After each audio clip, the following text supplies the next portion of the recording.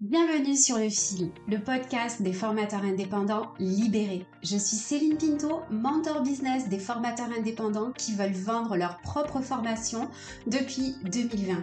Et à travers ce podcast, je te livre les meilleures stratégies pour développer ton activité en vendant tes propres formations. Chaque vendredi, je te propose à travers ce podcast de poser un autre regard sur ton activité de formation. Je te propose de laisser ta casquette de formateur au placard et de coiffer ta couronne d'entrepreneur sur ta tête. Sur Le Fil, on va s'intéresser au business de la formation, on va parler de marketing, de communication, de vente, mais aussi d'andragogie et bien sûr de Calliope. À travers ce podcast, tu vas découvrir comment te construire une activité de formation qui te ressemble et qui coche tes 3V, ta vie, ta vision, tes valeurs. On va aussi partir un peu plus haut dans les méandres de ta puissance personnelle et de ton état d'esprit parce que je crois que toutes les stratégies fonctionnent beaucoup mieux quand ton esprit est plus fort. Alors si tu es prêt à devenir un formateur indépendant libéré, on démarre tout de suite avec l'épisode du jour. Salut, bienvenue sur cet épisode de podcast. Je suis ravie de te retrouver ce matin. C'est le premier épisode de l'année, on est le 2 janvier et je te souhaite une merveilleuse année 2025. Pour moi, ça va être une année folle. Le mot que j'ai choisi pour cette année, c'est le mot expansion et ce podcast fait partie de mon processus, de mes objectifs d'expansion. J'espère que toi aussi, tu t'es mis un beau mot pour symboliser cette année et que tu vas tout déchirer en 2025. J'espère vivement que cette chaîne de podcast va aussi t'aider à développer ton activité de formateur. Et on démarre avec l'épisode du jour où je vais te parler de ces deux choses dont tu as absolument besoin en 2025 pour vendre tes formations. Deux choses, c'est à la fois très peu, c'est très simple, mais pas forcément facile à mettre en place. Et c'est de ça que j'ai envie de te parler aujourd'hui. Sans plus tarder, je vais te donner ces deux fameuses choses dont tu as absolument besoin en 2025 pour vendre tes formations. La première chose, c'est qu'il te faut une offre à vendre et je vais détailler cette partie-là tout à l'heure. Il te faut une offre à vendre et il te faut aller à la rencontre de tes futurs clients. C'est exactement les deux choses dont tu as besoin pour vendre tes formations. Pas plus, pas moins. That's all, guy. Vendre ces formations, c'est pas quelque chose qui est donné à tout le monde. Si tu es formatrice, tu sais donner des formations, tu sais préparer des formations, délivrer des formations. Ça, c'est pas un souci. Avoir une offre de formation, c'est autre chose, d'accord? Une offre de formation, c'est quelque chose que tu vas pouvoir proposer à tes futurs clients et vendre. Et c'est de ça dont il s'agit. Tu peux avoir des formations qui sont prêtes dans tes tiroirs, des formations que tu donnes quand tu fais de la sous-traitance, des choses comme ça. Mais est-ce que tu as une offre de formation? On va voir tout de suite ce dont il s'agit. Et ensuite, la deuxième chose, c'est il faut que tu ailles à la rencontre de tes futurs clients. Et ça, chez la plupart de mes clients, c'est le plus difficile. Pourquoi? Tout simplement parce que aller à la rencontre de ses clients, ça veut dire les contacter directement ou indirectement, et ça veut dire leur faire une proposition. Proposer de travailler avec toi. Et ça, pour eux, pour mes clients, c'est quelque chose de ultra difficile parce que ils sont plutôt dans une énergie de vente et ils n'aiment pas vendre. Mes clients n'aiment pas vendre. Ils ont l'impression de se travestir quand ils doivent vendre alors que on n'est pas du tout dans cette dynamique-là. C'est une autre dynamique que je te propose d'aborder aujourd'hui, c'est de partir à la rencontre, de faire la rencontre de tes clients. Et là, tu vois, on va vraiment parler de autre chose que cette énergie de vente qui te pose tant de problèmes, d'éthique, etc. Avant de te détailler ces deux éléments dont tu as absolument besoin pour vendre tes formations, j'ai envie de te parler de ce dont tu n'as absolument pas besoin pour vendre tes formations. La première chose dont tu n'as absolument pas besoin pour vendre tes formations, c'est un logo. Oui, tu démarres peut-être dans ton activité de formation, peut-être que tu as trouvé un joli nom pour ton entreprise et tu te dis que tu as absolument besoin d'un logo pour avancer et pour matérialiser ton entreprise. Ça, c'était vrai avant. Avant, quand on travaillait, quand on était une entreprise, on avait des salariés, etc., on avait besoin d'une marque, on avait besoin de donner vie à donner une vie visuelle, on va dire, à son entreprise. Si tu es formatrice indépendante, tu es probablement seule dans ton activité. Peut-être tu vas avoir du monde, mais pas tout de suite. Et le but du jeu pour toi, c'est pas d'aller te faire un logo, d'aller dépenser 800 ou 1000 euros pour te faire un logo avec des belles couleurs et une belle typo.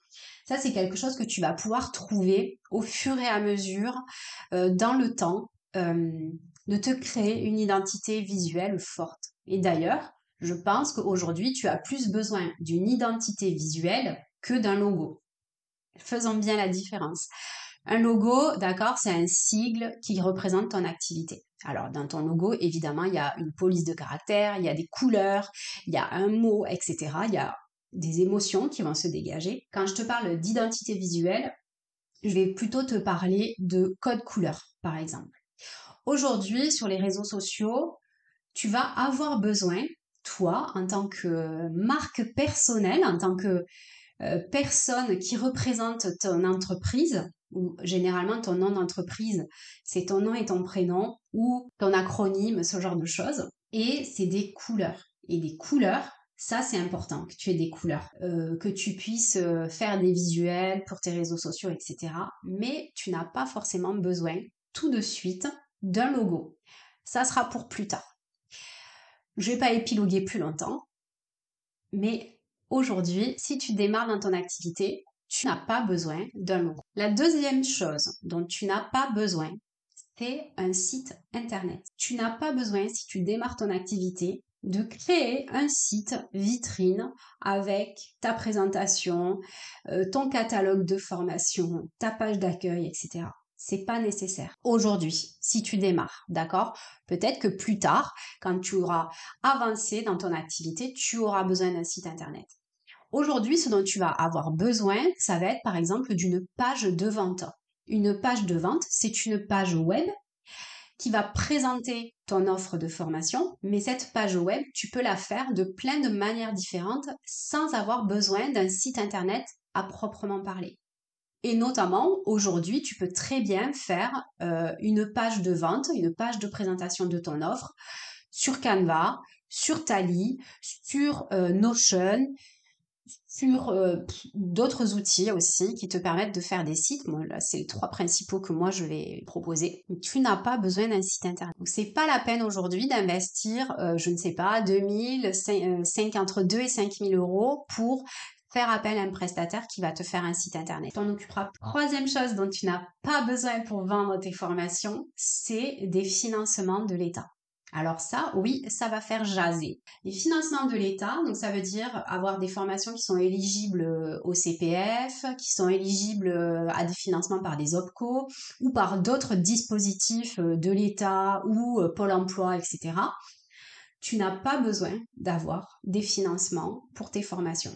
Alors, attention, petit disclaimer, c'est possible que dans certains métiers, notamment les métiers d'aide à la personne, dans le soin, etc., tu aies quand même besoin d'avoir Calliope, mais moi je te parle de financement. Et il y a des formations qui ne s'achètent pas sans financement. Donc attention à bien faire la part des choses. Il y a effectivement des formations qui ne s'achètent pas sans financement. Donc celles-là, évidemment, elles sont... Mais si tu vends de la formation à des entreprises ou bien à des particuliers, tu n'as pas forcément besoin de financement.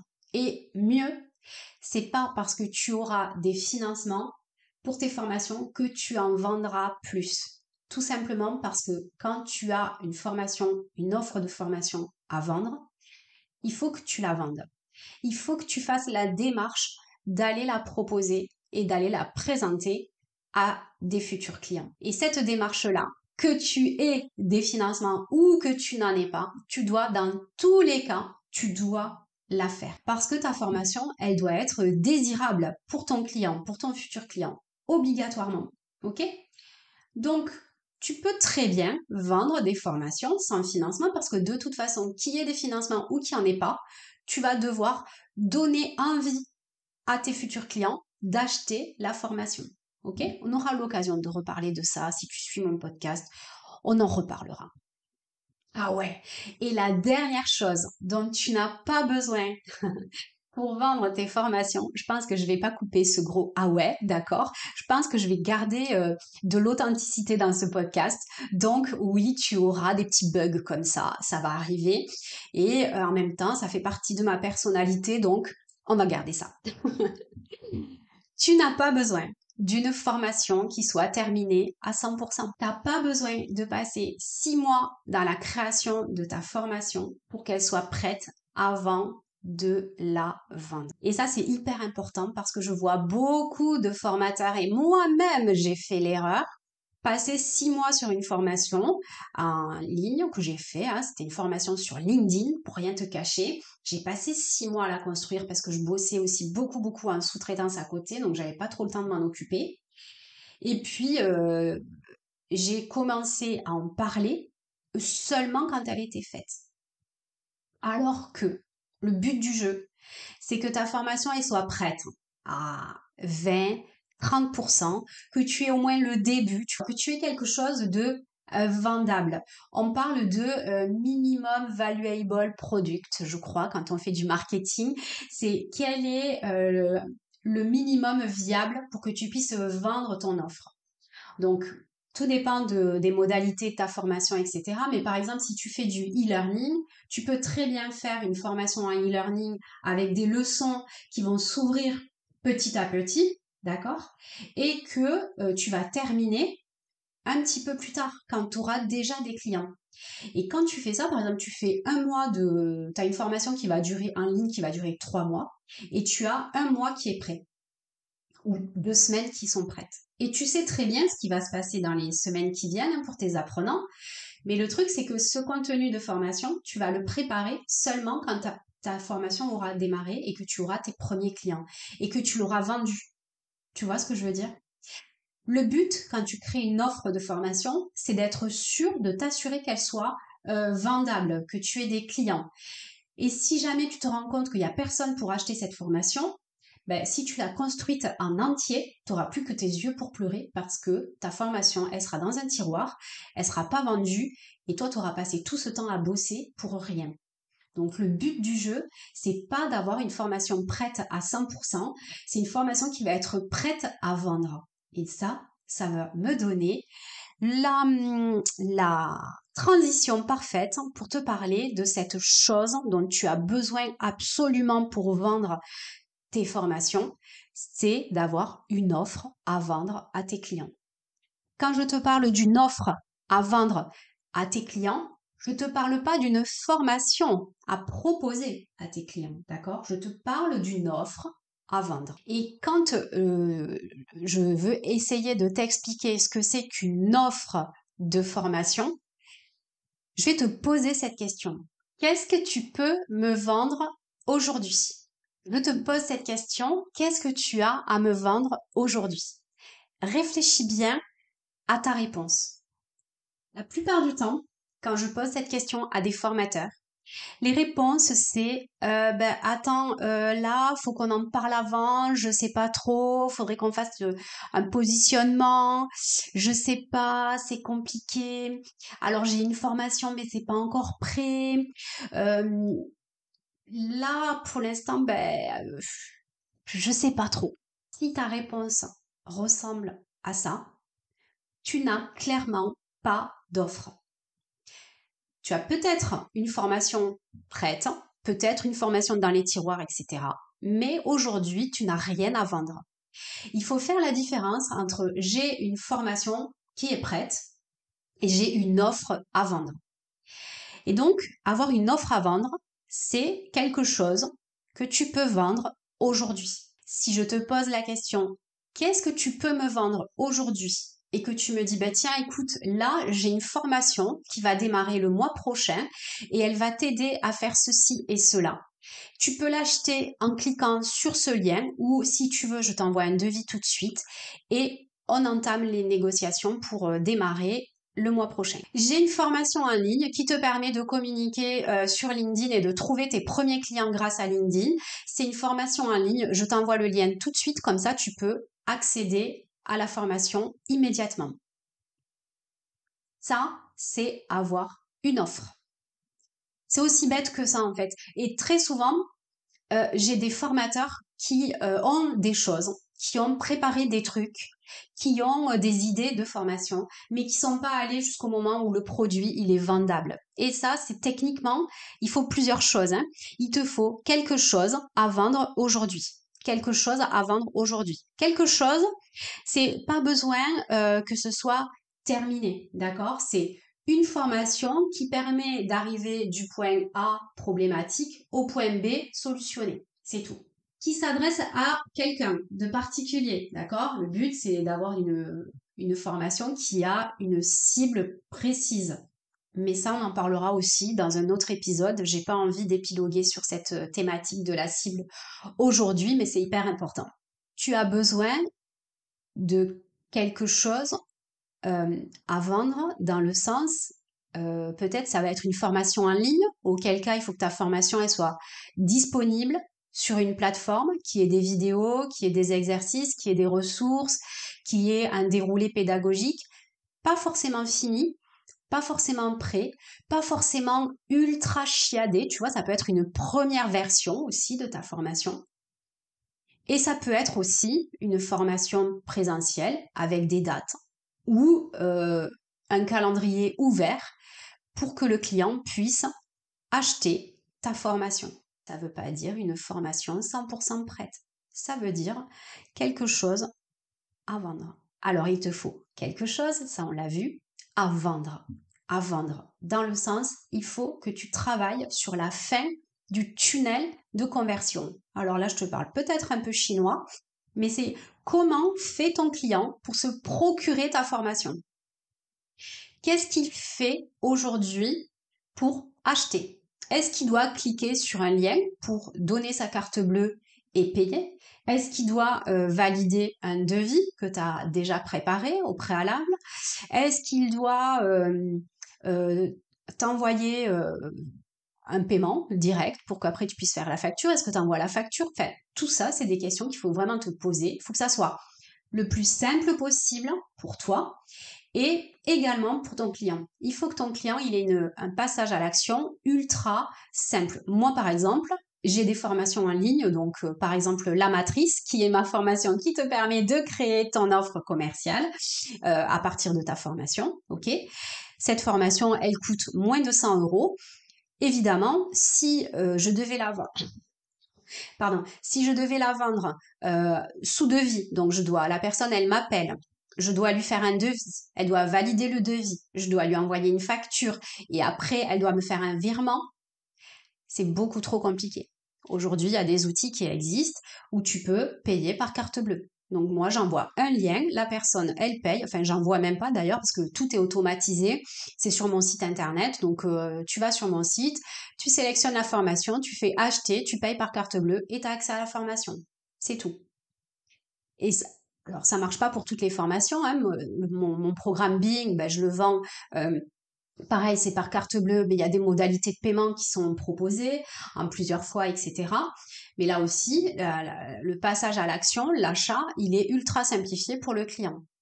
Évidemment, j'ai pas de financement, donc ça rend le processus d'achat beaucoup plus simple. Mais donc de ton côté, il faut que ça soit extrêmement simple aussi et adapté à ton client. Si tu travailles avec des grosses entreprises qui travaillent sur facture, avec prélèvement bancaire, etc., ben, tu fais ça. Tu valides des bons de commande. Si tu vends une formation à des consommateurs finaux, du B2C des consommateurs, tu vas pas t'amuser à leur faire un virement, un prélèvement, etc. Tu mets en place un paiement par carte bleue, c'est beaucoup plus simple. Ok? Donc ça, il faut que tu puisses avoir quelque chose à vendre. ou plutôt de facile à acheter pour ton client. D'accord? Et l'autre mot que j'utilise, c'est aujourd'hui. Quelque chose à vendre aujourd'hui. Aujourd'hui, ça veut dire que ton client, quand tu vas lui faire ta présentation, il va te dire: ah ouais, super, je veux travailler avec toi. Si ta réponse c'est: ah oui, ben attends, parce que là, c'est pas tout à fait prêt, je sais pas, il faut encore que je trouve un lieu, trop compliqué. Bon, mais on verra plus tard, hein. Non, ça c'est pas possible. Il faut que tu puisses avoir un système qui te permet de former euh, à discrétion de ton client. Donc, soit tu as des sessions de groupe qui sont déjà prévues de manière régulière, donc la personne, elle va pas attendre 6 mois pour se former. Soit elle peut y accéder toute l'année en autonomie, soit c'est des sessions de groupe. Je sais pas, à toi de voir, mais en tout cas, il faut que la personne, elle puisse acheter aujourd'hui et éventuellement participer plus tard, mais acheter aujourd'hui.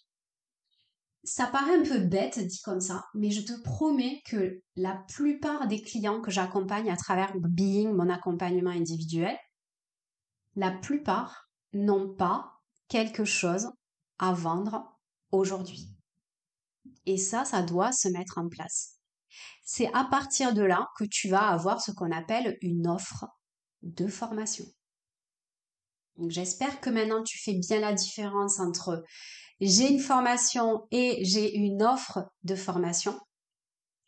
Et si tu veux aller beaucoup plus loin là-dessus, j'ai cette formation qui s'appelle la matrice et qui te permet de créer ton offre de formation. Il y a le lien en dessous de l'épisode, hein, si tu veux. Donc ça, c'était vraiment sur la partie offre. Et je t'encourage également à aller dans l'épisode précédent où je te parle de l'offre de formation encore plus en détail que dans cet épisode. La deuxième chose dont tu as besoin, c'est d'aller à la rencontre de tes futurs clients. Oui, il va falloir que tu les rencontres. Il va falloir que tu leur parles. Et ça, c'est pour la plupart de mes clients le plus difficile. Pourquoi? Parce qu'ils sont dans une énergie de vendre, de chercher à refourguer quelque chose à leurs clients. Alors qu'en réalité, on va rien leur refourguer du tout. On va leur faire une proposition. On va aller les rencontrer, leur parler pour comprendre leurs problématiques et pour leur apporter une solution à cette problématique. Quand tu apportes une solution au problème de ton client, tu n'es plus dans une énergie de vente. Tu es dans une énergie où tu vas l'aider, où tu vas l'accompagner, où tu vas lui donner des solutions. Tu vas le former, tu vas lui apporter des méthodes. Et c'est ça que tu vas faire. Et tu vas, oui, demander un échange d'argent entre ton savoir et lui. Mais ce que tu vas lui apporter, ça a beaucoup de valeur pour lui. Et il va être heureux d'acheter ta formation parce qu'il aura compris que ta formation va solutionner son problème. Donc il y avait ce premier point que je voulais parler, c'est cette énergie de la vente qui te fait tellement flipper. De rentrer en contact avec ton futur client te fait tellement flipper. Sauf que je sais que tu as déjà formé plein de gens. Tu as déjà travaillé.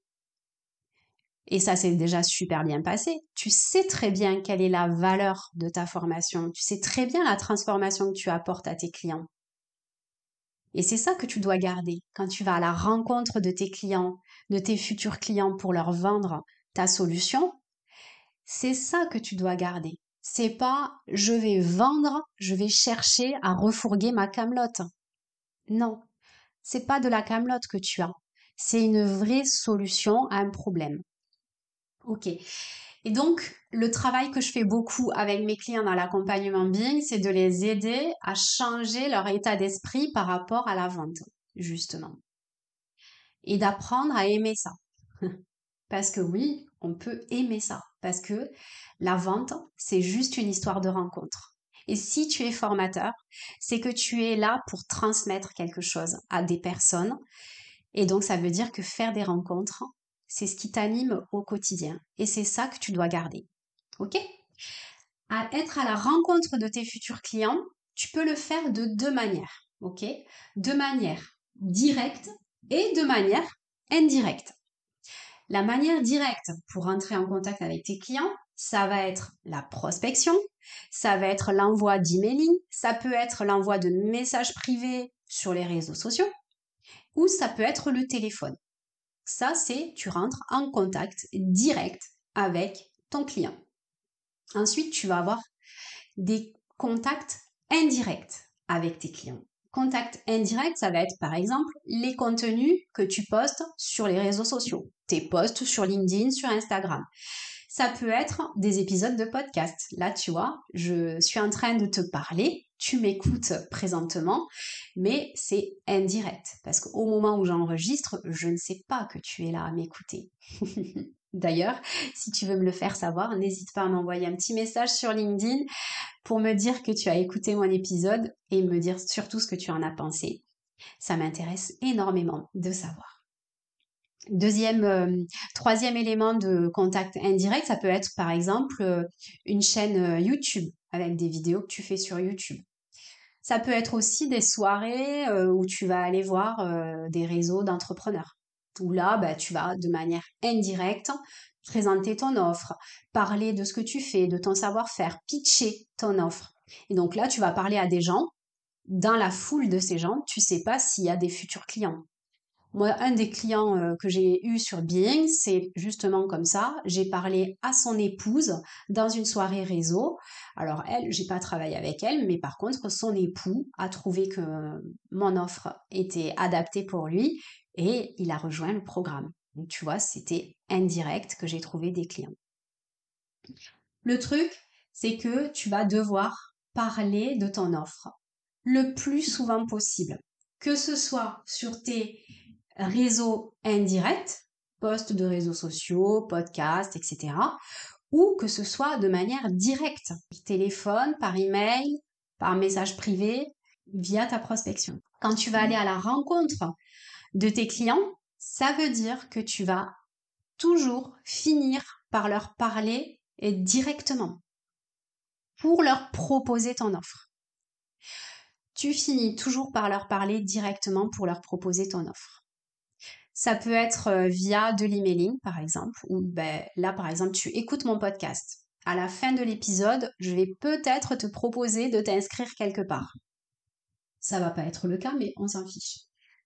Je vais t'envoyer des emails directs. Alors, ça sera des emails personnalisés, un peu automatisés, mais je vais t'écrire directement.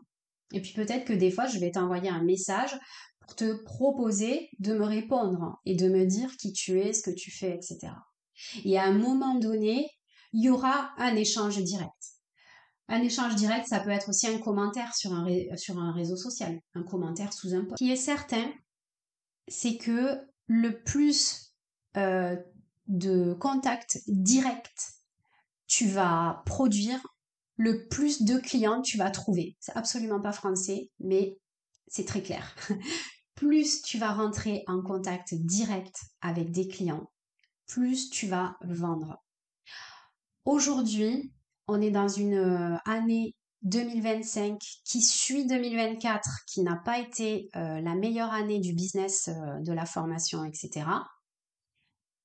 Et ce qui est sûr, c'est que pour avancer en 2025, il va falloir être meilleur que les autres. Il va falloir que tu ailles chercher les clients les uns après les autres. C'est fini l'époque où tu envoyais 1000 mails et tu avais 300 clients. Ou ça existe encore quand tu es une star des réseaux. Ça n'existe plus, tu vois. Si tu démarres, c'est pas encore ton cas. Donc le but, c'est vraiment d'aller leur parler et d'utiliser la communication directe et indirecte. Et d'ailleurs, je dirais plus, de commencer par de la communication indirecte qui va amener à des conversations directes. Si tu fais de la communication directe sans être passé par des posts sur les réseaux, LinkedIn, YouTube, etc., les podcasts, tu vas faire de la prospection qu'on va dire à froid. Tu vas parler à tes clients à froid. Donc là, tu vas les contacter directement pour leur proposer ton offre, alors que ils te connaissent pas forcément encore. Ils t'ont jamais fait de demande de travailler avec toi. Ils sont froids, c'est-à-dire qu'ils te connaissent peut-être même pas. Cette prospection-là, cette rencontre-là, elle est assez compliquée. Tout simplement parce qu'il n'y a pas de réchauffage qui a été fait. Le réchauffage de tes futurs clients, il est hyper important. Tout simplement parce que personne aujourd'hui n'aime être prospecté, et ça c'est de plus en plus le cas, à la prospection à froid. Moi je n'utilise pas du tout ces techniques-là, j'aime pas. J'ai vraiment l'impression d'être un vendeur de tapis quand je fais ça. Donc ça se fait plus trop. Tu vois, d'envoyer un mail. Moi, ce matin encore, j'ai reçu un mail d'un gars qui sort ni d'Adam ni d'Ève. Il fait peut-être du très bon boulot, mais je le connais pas. J'ai pas confiance en lui. Je sais pas qui c'est. Je connais pas ses preuves. Il arrive là dans ma boîte mail. Je me dis, mais qu'est-ce que tu fais là? Je t'ai rien demandé en vrai. Donc là, tu me déranges. Et en plus, je te connais pas. Donc, je jette. Quand tu vas communiquer indirectement avec tes posts sur LinkedIn, pareil. En fait, ce que tu vas faire, c'est que tu vas leur apporter de la valeur. Tu vas petit à petit donner confiance à tes clients. Tu vas les éduquer à travers tes contenus, tes réseaux sociaux, des contenus longs. Tu vois, quand je suis en train de faire cet épisode de podcast, je le fais parce que je rentre en connexion indirecte avec toi, mais tout ce que je te donne dans cet épisode de podcast, il n'y a aucun autre endroit où tu vas trouver gratuitement de ma part autant de contenu. Si tu viens sur mon podcast, ça veut dire que tu me connais, que tu m'as déjà vu par exemple sur LinkedIn, que tu as une problématique et que tu cherches des solutions pour vendre tes formations. Et c'est indirect, mais je sais que là, on va renforcer notre lien, même si c'est un lien invisible parce que je ne te vois pas, je ne sais pas qui tu es. Et ce lien invisible, peut-être qu'un jour tu seras prêt et tu auras envie de venir rejoindre mon accompagnement. Tu seras prête peut-être à le rejoindre parce que tu as vu que c'était un budget, etc. Et puis peut-être qu'au fil du temps, au fil des semaines, à force de m'écouter, tu te dis, allez, ça y est, j'y vais, je fonce. Parce que tu as compris la valeur de ce que je peux t'apporter à travers un accompagnement, tout simplement parce que je t'ai parlé depuis des semaines sur ces podcasts et que indirectement, tu t'es fait une opinion sur moi, sur mon offre et sur ce que j'avais à t'apporter. Et là, quand tu vas m'appeler ou que tu vas me contacter, etc., la vente, elle est quasiment déjà faite parce que tout ce travail de mise en confiance, de je te parle de mon offre, je t'explique ce que je fais, ce que je peux t'apporter, etc., eh bien, ça, c'est déjà fait en fait. J'ai plus besoin de le faire. Donc, quand tu vas m'appeler ou quand on va se parler pour que tu puisses rejoindre le programme, la vente, elle est déjà faite. Et là, on est vraiment dans une rencontre de futurs clients à prestataires où on va valider les dernières modalités en fait. Mais tout est déjà fait. Et si tu veux rejoindre le programme et que c'est OK pour toi ou je ne sais quoi, eh ben on va avancer. Parce que j'ai une offre qui est prête pour toi. Quand tu arrives à communiquer indirectement à tes clients et à leur envoyer comme ça de la valeur, implémenter de la confiance et que ton client petit à petit il comprend ce que tu proposes, tu le rencontres peut-être pas directement, mais quand la rencontre directe va se faire, elle va être beaucoup plus puissante. Et là, tu vas réussir tes appels. Moi, je réussis peut-être 80% de mes appels de vente. Parce que le client, quand il arrive, il est déjà convaincu. En fait, c'est beaucoup plus facile de vendre quand tu connais déjà la personne, quand tu lui fais confiance, quand tu sais ce qu'elle fait. Tu as juste à trouver l'impulsion pour déclencher l'achat. Donc, pour résumer, en 2025, ce dont tu as besoin, c'est seulement ces deux choses. Une offre et aller à la rencontre de tes clients. Tu as besoin d'une offre, c'est-à-dire quelque chose à vendre maintenant. Pardon, j'ai dit aujourd'hui. Quelque chose à vendre aujourd'hui. Et entrer en relation à la rencontre de tes futurs clients. Directement ou indirectement. Et d'ailleurs, je dirais plutôt indirectement, puis directement. Ça peut paraître tout bête, mais c'est véritablement ce qui va transformer ton activité en 2025 si tu le fais. ça peut être très difficile à faire, notamment si tu as très peur de rentrer en contact direct avec tes clients.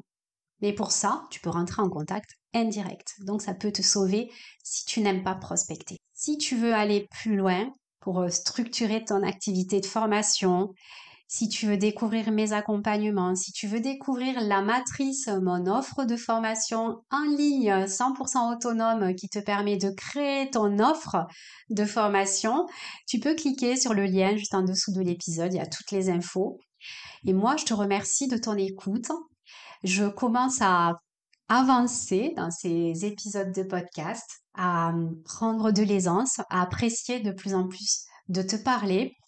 Et si tu es là à m'écouter indirectement et que tu as envie de montrer ton intérêt, ton écoute, je peux te dire que ça serait très plaisant pour moi d'avoir un petit message de ta part sur mes réseaux sociaux, LinkedIn, Instagram, peu importe.